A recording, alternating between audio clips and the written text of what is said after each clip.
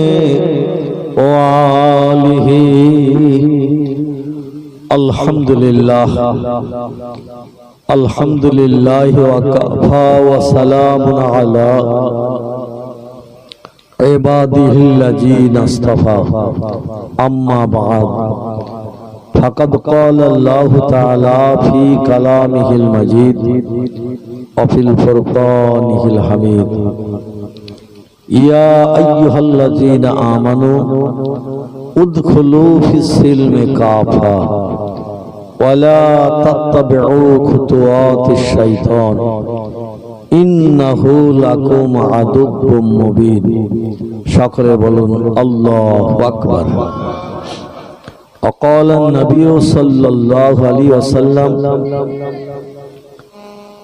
الشهداء خمس المتونون المفتونون الغرق والصاحب في الحدم والشهداء في سبيل الله رواه مسلم সকলে আরেকবার বলুন আল্লাহু আকবার وقال الله تعالى في شان حبيبه إن الله وملائكته يصلون على النبي يا أيها الذين آمنوا صلوا عليه وسلموا تسليما اللهم صل على سيدنا مولانا محمد وعلى آل سيدنا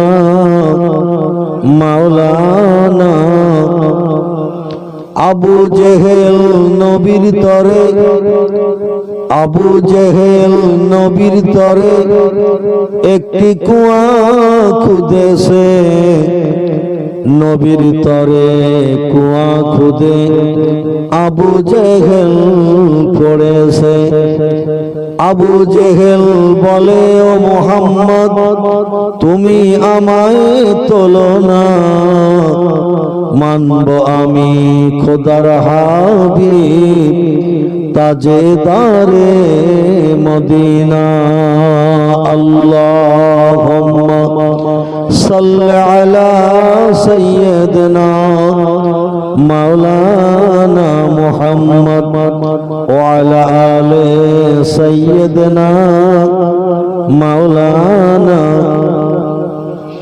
দড়ি দিয়ে ঠাই না পেল দড়ি দিয়ে ঠাই না পেল যে কুয়ারি মাঝেতে দেশের দড়ি ফুরিয়ে গেল কেউ না পারে তুলিতে হাত বাড়িয়ে রাসূল আল্লাহ আবু জেহেলকে তুলিলেন ইমান আনার তরে বহু অনুরোধ যে করিলেন আবু জেহেল বলে ও মুহাম্মদ তুমি বড় জাদুঘর মানব না কো খোদার হাবিব পড়ব না কলেমা তোমার রাসূল আল্লাহকে সবাই চিনিল কেবল আবু জেহেল চিনল না তিনি হলেন খোদার হাবিব তাজেদারে মদিনা আল্লাহুম্মা সাল্লি আলা সাইয়্যিদিনা মাওলানা মুহাম্মদ ওয়া আলা আলি সাইয়্যিদিনা মাওলানা মুহাম্মদ আলহামদুলিল্লাহ সমস্ত প্রশংসা তারিফ কৃতজ্ঞতা শুকরিয়া আমরা জ্ঞাপন করি তাহারই সকাশে এই পৃথিবীর সৌন্দর্যের বৃদ্ধির জন্য সমস্ত সৃষ্টির ভিতরে সেরা করে বানিয়েছেন যিনি আমাদেরকে সে আল্লাহর দরবারে আমরা একটু কৃতজ্ঞতা প্রকাশ করি রাতের গভীরে গলা ছেড়ে সকলে একটু বলি আলহামদুলিল্লাহ আমার ভাইরা দেখতে দেখতে রাত 12:30টার উপরে হয়ে গেছে। ঘুম ঢলো ঢলো ভাব অধিকাংশ ব্যক্তি চোখে এসে গেছে। কারণ প্রত্যেকটি মানুষ ক্লান্ত, পরিশ্রান্ত, কর্মব্যস্ত, বিভিন্ন কাজের মাধ্যম দিয়ে সংসার নির্বাহ করে থাকেন। তাই রাতের গভীরে লম্বা আলোচনা না করে এই মাসের গুরুত্বের দিকে দৃষ্টি নিক্ষেপ করে সংক্ষেপ গোটা দু চার কথা আমি আপনাদের কাছে পরিবেশন করব। আপনারা মনোযোগ সহকারে আমার কথাটা শুনবেন। তারপর আমরা সকলে আমাদের কারো বাপ, কারো মা, দাদা, দাদি, আপনজন, আত্মীয় স্বজন, রক্তের সঙ্গে সম্পর্ক নিয়ে যারা পৃথিবীর মোহমায়া ছেড়ে আল্লাহর ডাকে সাড়া দিয়ে অন্ধকার কবরে যারা স্থায়ীভাবে কবরস্থ হয়ে আছেন, আমরা তাদের আত্মার কল্যাণের জন্য রাতের গভীরে মাবুদের দরবারে দোকানে হাত তুলে দোয়া মাগফিরাত কামনা করব। সকলে বলুন আমিন। কে কে দোয়ায় শরীক হবেন না তার আগে চলে যাবেন, একটু হাত তোলেন তো দেখি। মানে দোয়ায় শরীক হবেন না, আগে ভাগে চলে যাবেন। কে কে আছেন হাত তোলেন তো দেখি। সবাই থাকবেন কি? সবাই থাকবেন? আলহামদুলিল্লাহ।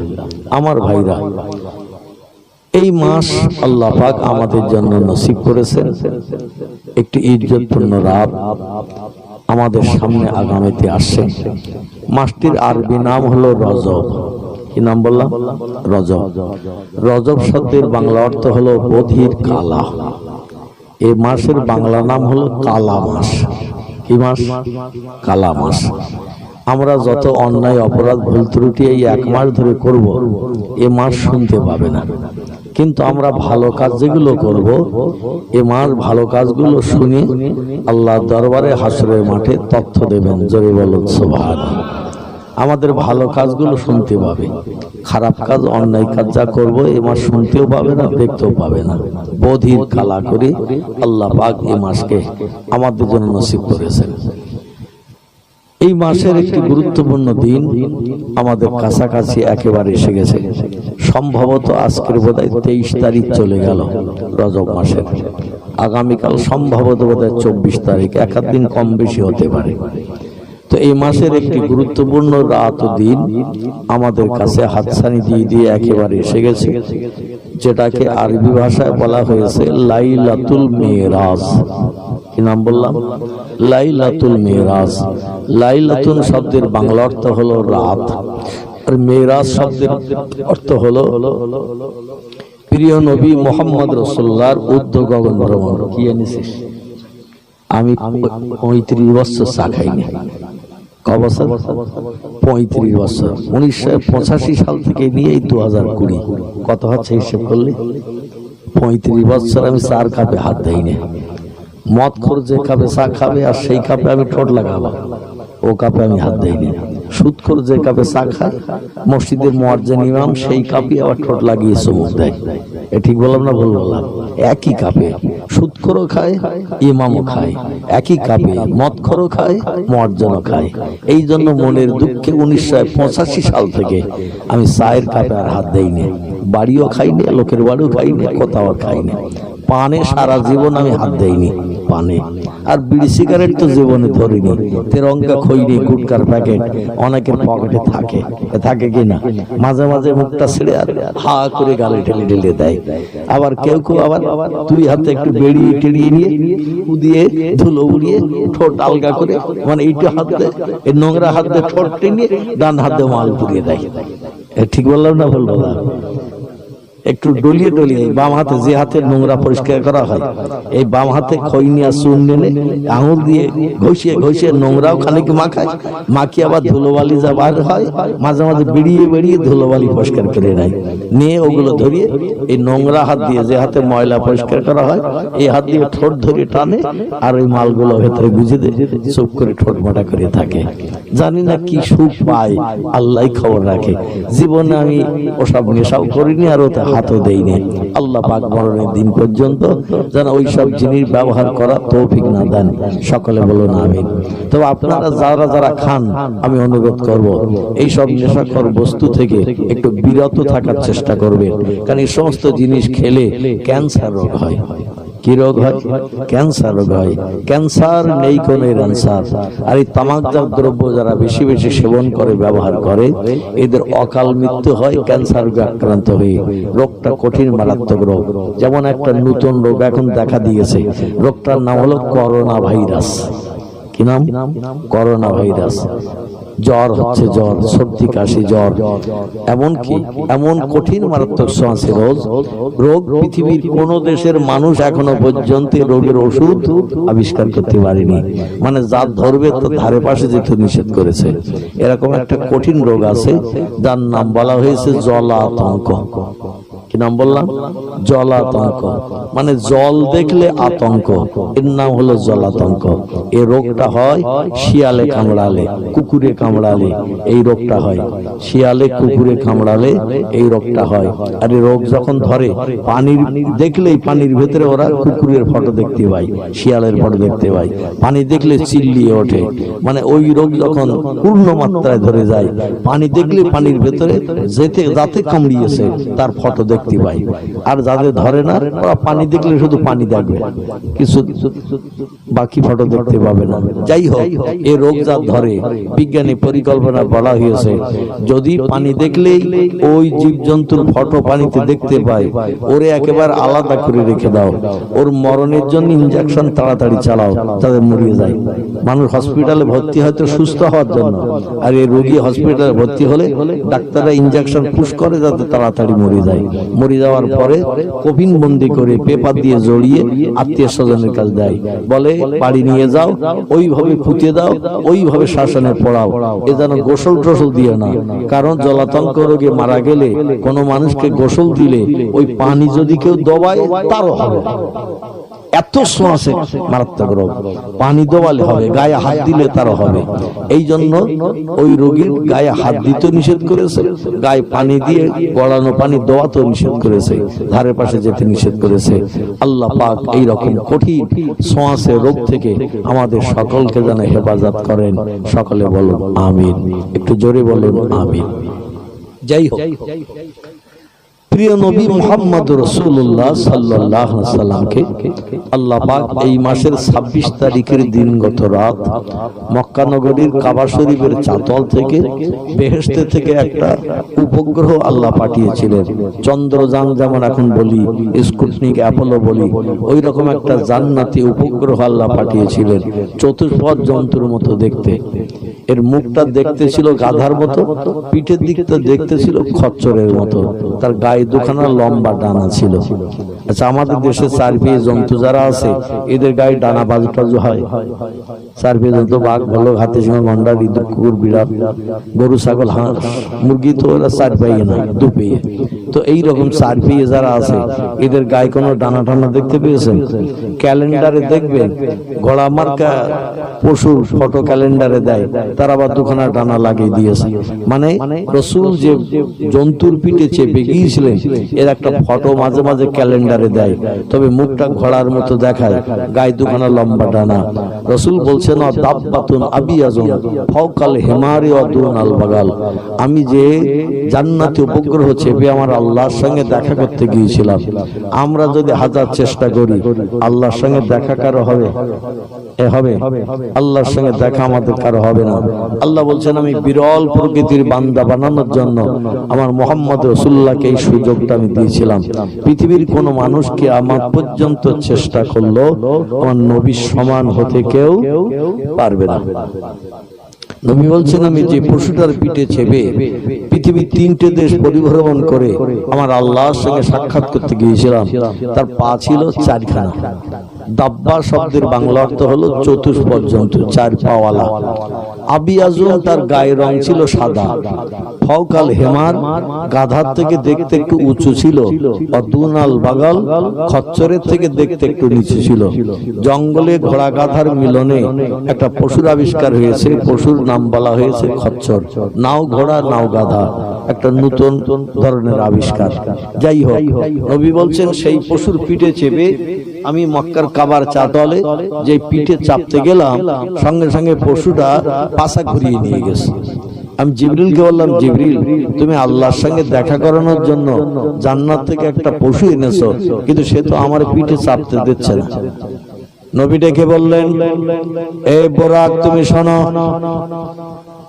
আজকের যে ব্যক্তি তোমার পিঠে চেপে মাহবুদের সঙ্গে দিদার করতে যাবে, তুমি জানো না কোন ব্যক্তি তোমার পিঠে চাপতে যাচ্ছে।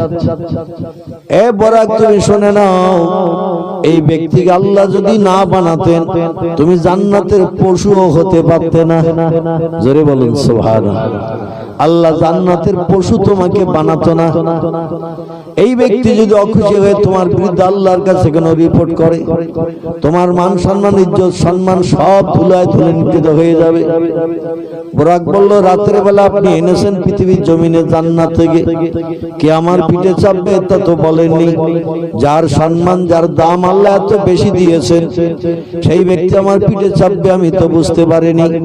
পয়গম্বর মুহাম্মদ রাসূলুল্লাহকে বোরাক ডেকে বললেন, হাবিব ভুল যেটা হয়ে গেছে আপনি ক্ষমা করে দিন, তবে আমার পিঠে চাপিয়ে আপনাকে নিয়ে যাব সপ্তম আসমানের উপরে সিদরাতুল মুনতাহা পর্যন্ত। আপনাকে আমি নিয়ে চলে যাব, তবে আমার একটা দাবি আছে আপনার কাছে। নবী বললেন, মা সালাকা ইয়া আইয়ুহাল বোরাক, কি দাবি তোমার বলো না। বলে, দাবি হলো আজকে রাতের বেলা আপনি আমার পিঠে চেপে চলে যাবেন, দুনিয়ার কোন সৃষ্টি দেখতে পাবে না।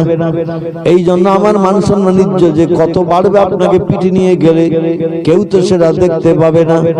এজন্য আপনার কাছে আমার দাবি, আল্লাহ দুনিয়া ধ্বংস করার পরে সব সৃষ্টিকে যখন আবার পুনরুত্থান করাবেন, জীবন্ত করাবেন, সব সৃষ্টিকে আল্লাহ প্রাণ দেবেন, হাসরের মাঠে সব সৃষ্টিকে প্রাণ দিয়ে হাজির করবেন। সেদিন কোটি কোটি মানুষ হাসরের মাঠে দাঁড়িয়ে থাকবে। সেদিন আপনি আমার পিঠে চেপে হাসরের মাঠে আপনার উম্মতের উপকারের জন্য যদি একটু ঘুরে বেড়ান, তাহলে সেদিন আমার আপনাকে পিঠে নিয়ে যাওয়ার সার্থকতা সেদিন রক্ষা হবে। সেদিন আমার দামটা সবাই দেখে আমার সম্মান করবে, সুনামের কথা বলবে। কারণ আপনাকে আমার পিঠে আজকের চাপি নিয়ে যাচ্ছে, এদিন কেউ দেখতে পাচ্ছে না। সেদিন আমার পিঠে চাপলে সবাই বলবে, মুহাম্মদ রাসূলুল্লাহ যার পিঠে চেপেছে তার মর্যাদা সব থেকে বেশি। পয়গম্বর বললেন, তুমি দ্রুতগামী রকেট তোমার পিঠে চেপে হাসরের মাঠে আমার উম্মতদের বিপদে সাহায্যের জন্য যদি দায়িত্ব পালন করতে পারি, সেটা তো আমারই লাভ হবে, আমার উম্মতের লাভ হবে। অবশ্যই আমি অঙ্গীকার করলাম, সেদিন তুমি আমাকে পিঠে করে নিয়ে বিশাল এরিয়ার হাসরের মাঠ ঘুরে ঘুরে আমার উম্মতের বিপদগুলো যদি দেখাও, আমি মুহাম্মদ রাসূলুল্লাহ সেদিন বড় খুশি হব। আজকের ওয়াদা করলাম, হাসরের মাঠে কারো পিঠে চাপবো না, তোমার পিঠে চেপে আমার উম্মতের উপকারের দায়িত্ব পালন করব। জোরে বলুন একটু সুবহানাল্লাহ। পয়গম্বর বললেন, তাহলে তুমি পিঠ পেতে দাও, উঠি। কাবা শরীফের দরজা যারা হজ পাক করেছেন, উমরা করেছেন, দেখার সুযোগ পেয়েছেন। কাবা ঘর মক্কার কাবা ঘর হলো 4 কোণা বিশিষ্ট একটা ঘর, একটা মাত্র দরজা আছে আমাদের পূর্ব দিকে। এই দরজার সামনে এই জান্নাতি পশুটা দাঁড়িয়ে ছিল।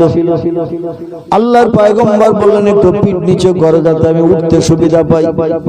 একটু পিঠ নিচু করলো বোরাক, নবী পাও উঁচু করে তার পিঠে চেপে বসলেন। পা উঁচু করে চেপে বসার পরে জিবরিল বলছেন, বোরাক এখান থেকে উত্তর দিকে চলো। পয়গম্বর মুহাম্মদ রাসূলুল্লাহর নানার বাড়ি দেশ বলে একটি দেশ আছে, দেশটির নাম হলো ইয়াসরিব। সেই দেশে তুমি চলো, সেখানে কিছু কাজের দায়িত্ব পয়গম্বর মুহাম্মদ রাসূলুল্লাহকে দিয়ে পালন করাবো। একটাবার কাবার চাতল থেকে ডানা মেলে 4 পা তুলে লাভ দিল এই বোরাক। একে লাভে 600 কিলোমিটার যে এক লাভে ইয়াসরিবের দেশে পৌঁছে গেল। জোরে বলুন একটু সুবহানাল্লাহ। 4 পা তুলে একবার লাভ দিল। কাবা ঘরের চতুর্দিকে উঁচু পাহাড়, মাঝখানে গর্ত জায়গা। আমি পায়ের ধাপ 3 দিন গুনে দেখেছি। আমার পায়ের ধাপের 730 ধাপের রাস্তার এরিয়া কাবার চাতল 730 ধাপ। পায়ে হেঁটে ঘুরিয়ে আসলে যতটা জায়গা মাঝখানে পড়ে, কাবা ঘরের চাতলটা এতটা জায়গা। এই জায়গার চতুর্দিকে উঁচু পাহাড় রয়েছে। বর্তমানে এই উঁচু পাহাড়ে সৌদি সরকারের তরফ থেকে মসজিদ বানানো হয়েছে, যে মসজিদের নাম হলো মসজিদুল হারাম। 3 তলা মসজিদ পাহাড়ের উপরে বানানো হয়েছে, আগে শুধু পাহাড় ছিল। আর এর মাঝখানে চারখানা বিশিষ্ট একটা ইবাদতের ঘর ছিল, যার নাম ছিল কাবা ঘর।